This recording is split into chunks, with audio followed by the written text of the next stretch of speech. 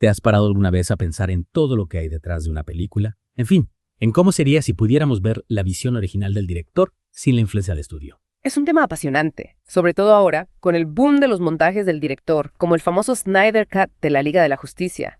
Abre un debate muy interesante sobre qué otras joyas podrían estar ocultas por ahí. Totalmente. Y de eso va nuestra inversión de hoy, la película de Capitán América de 1990. Siendo sinceros, la versión que se estrenó no es que fuera una maravilla, ¿verdad? Pero resulta que existe un misterioso Pyon Cut, llamado así por el director Albert Pyun, y que podría cambiar nuestra percepción de la película. Lo curioso es que no hablamos de unas simples escenas eliminadas, sino de un posible cambio radical en la narrativa. Según el artículo, Pyun tuvo sus diferencias con el productor Menahem Golan por la estructura de la película. Exacto. Golan, conocido por películas como Superman Cuerdo, quería una historia de origen típica, contada de forma cronológica. Pero Pyun, él tenía otra idea en mente. Él quería empezar la película con el Capitán América en plena acción, deteniendo un desastre en Washington y salvando a un niño que luego se convertiría en presidente.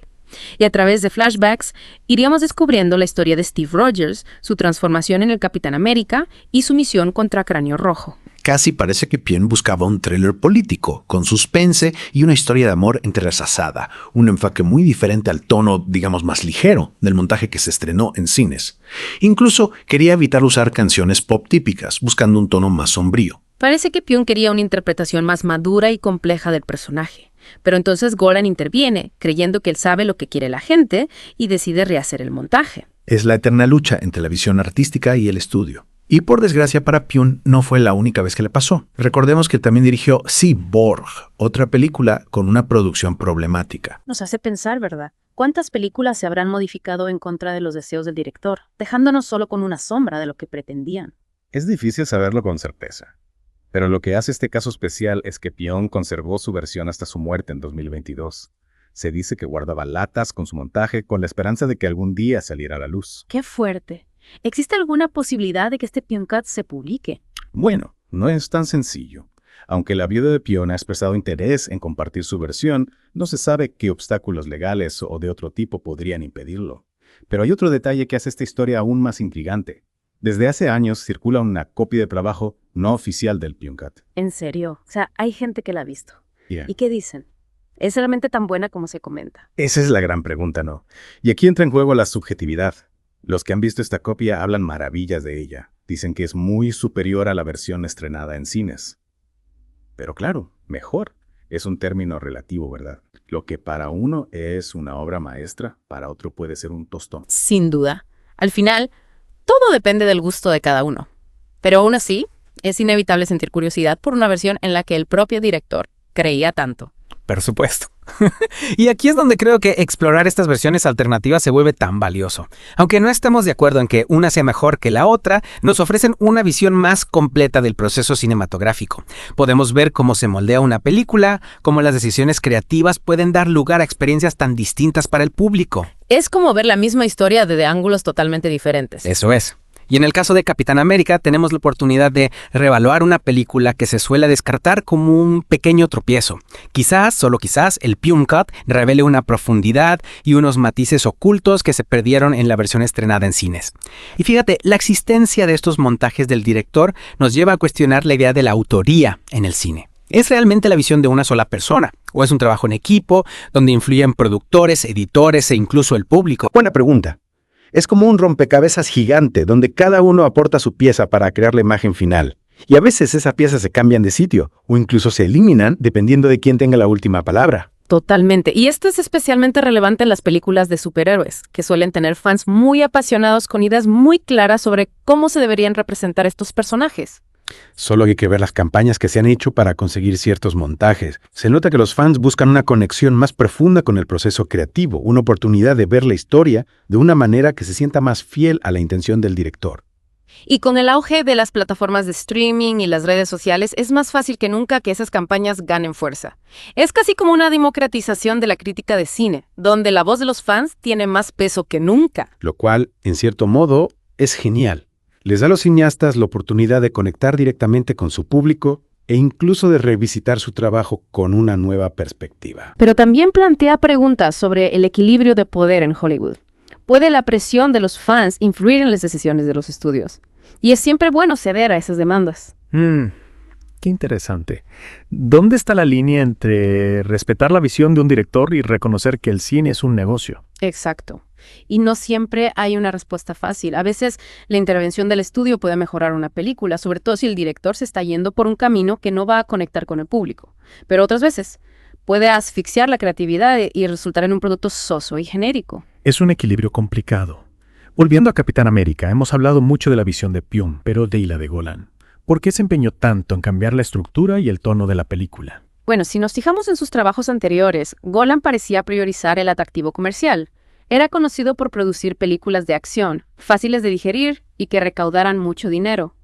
Quizás pensó que el enfoque de Pyun era demasiado arriesgado, demasiado artístico, para atraer a un público amplio. ¿Crees que pensó que una historia más lineal y cronológica sería más fácil de seguir?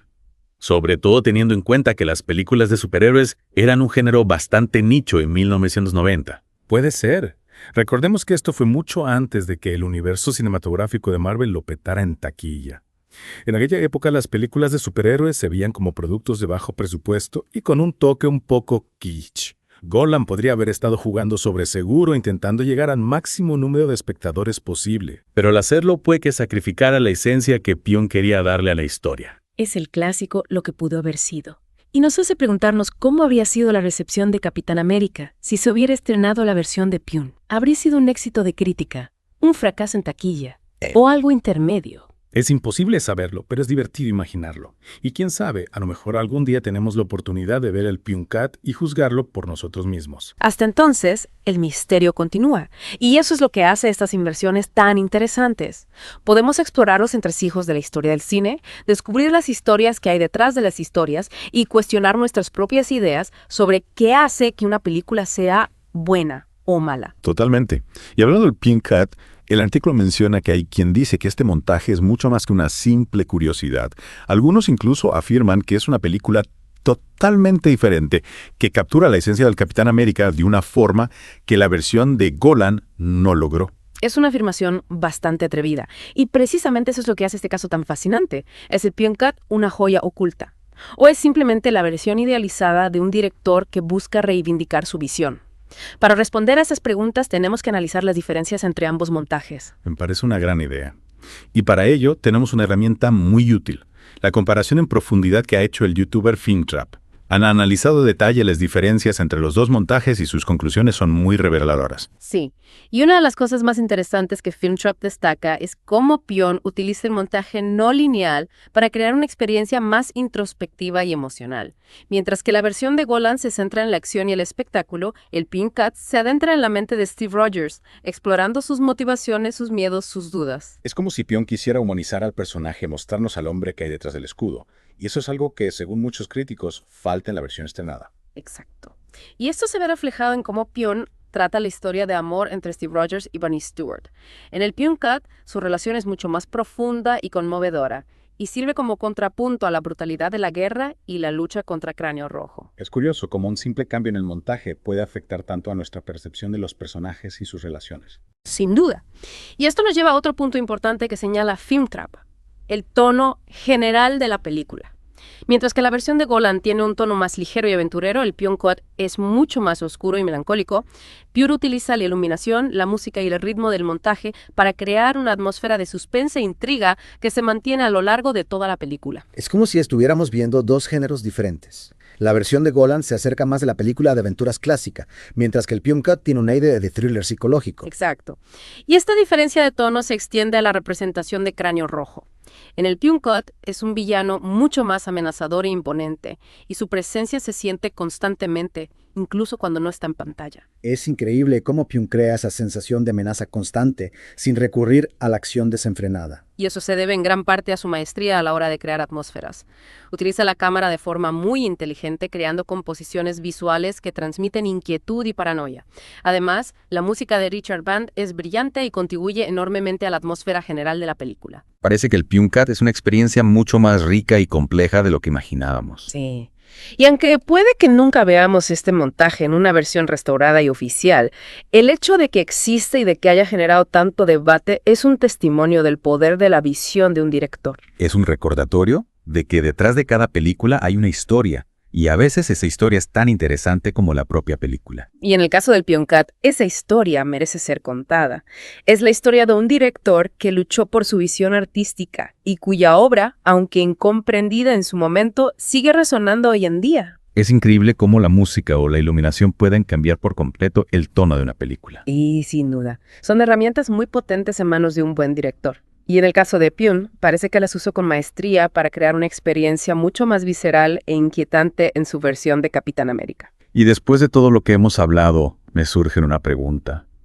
¿Ver estas versiones alternativas con sus diferencias tan marcadas cambia realmente nuestra experiencia como espectadores? Buena pregunta. Y yo creo que la respuesta es un sí rotundo.